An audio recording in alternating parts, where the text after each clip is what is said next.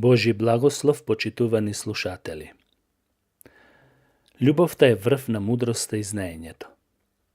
Според пишувањето на апостол Павле во првото писмо до Коринтјаните, 13 глава, љубовта е најголема од се. Тој таму пишува вака: љубовта долго трпи, љубовта е милостива, љубовта не завидува, не се гордее, не се вообразува, не се однесува непристојно, не го бара своето, не се раздразнува, не држи сметка за зло и не се радува на неправдата, туку се радува на вистината.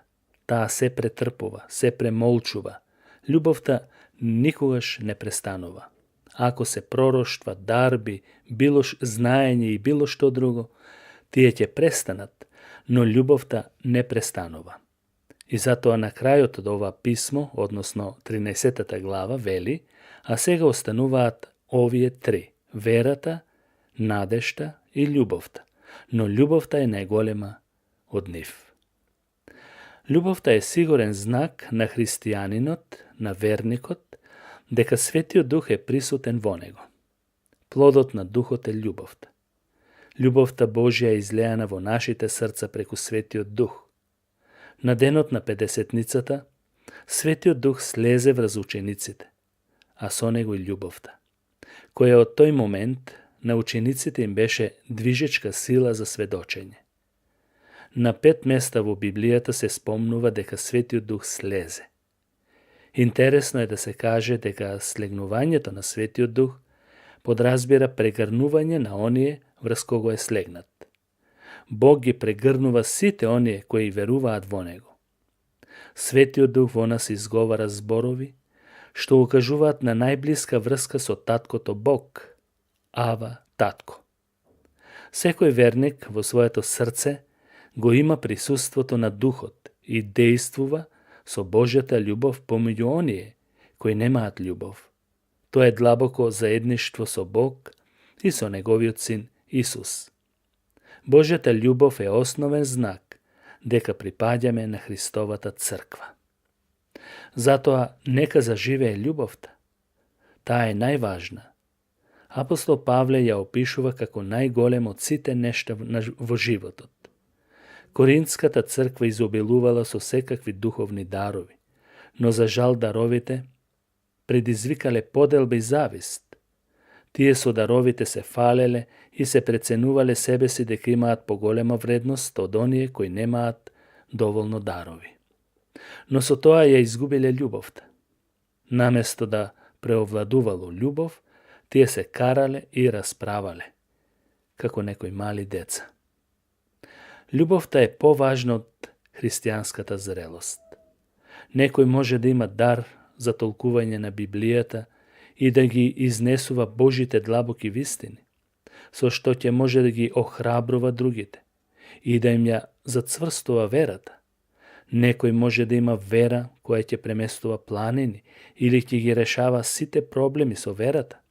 Друг може би ќе има дар на пророштво, како што имало во Коринтската црква. Но Павле вели: ако немам љубов, ништо не ми помага. Љубовта е поважна од било какви жртви. Можеш да бидеш дарежлив и многу објективен за Божјото дело по целиот свет. Можеш да бидеш и мачен поради верата во Исус Христос, но ако не е присутна љубовта, Павле вели дека тоа е напразно. Тој вели: кога би ги нахранил и сиромашните и би го раздал целиот свој имот, па дури и телото да ми изгори, ако љубов немам, ништо не сум. Зошто Павле ја воздигнува љубовта изнад се? Затоа што Бог е љубов. Не може да се одвои ниедна служба за Бог, ако истата не е поврзана со љубовта. Дали на оние што ги среќаваме, им ја пренесуваме Божјата љубов? Дали е Христос видлив во мојот, во твојот живот? Од се што е највредно и најважно, тоа е љубовта. Каква е љубовта во суштина? Во општиот карактер на љубовта се дава карактеристика или вистинска слика за да знаеме каква е таа и што може да произведе ако ја имаме. Љубовта може да го решава проблемот на поединецот, да ги решава проблемите што настануваат помеѓу христијаните, и љубов која може да преовладува во решавање на проблемите спрема Бог. Како прво, љубовта е стрплива. Љубовта е стрплива и неуморна. Никогаш нема да се исцрпи или да подклекне, зашто таа е од Бог дадена. Таа е слична на татко што го чека својот бунтовен син. Го чека и се надева. Колкава потреба има црквата од стрплива љубов во нашите домови, на работните места и на секаде каде што се движиме. Сите ние понекогаш правиме некоја неразумна работа.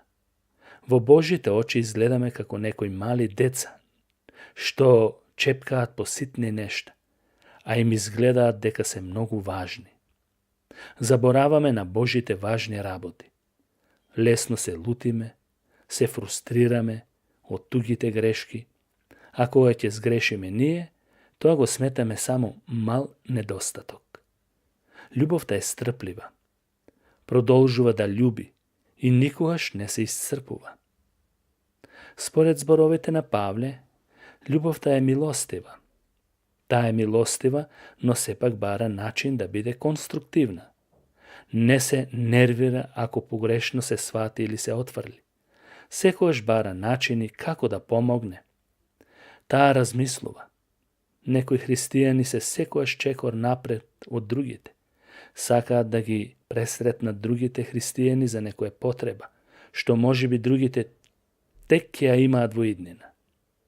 Денес има многу деструктивни и деструктивно однесување, изборување.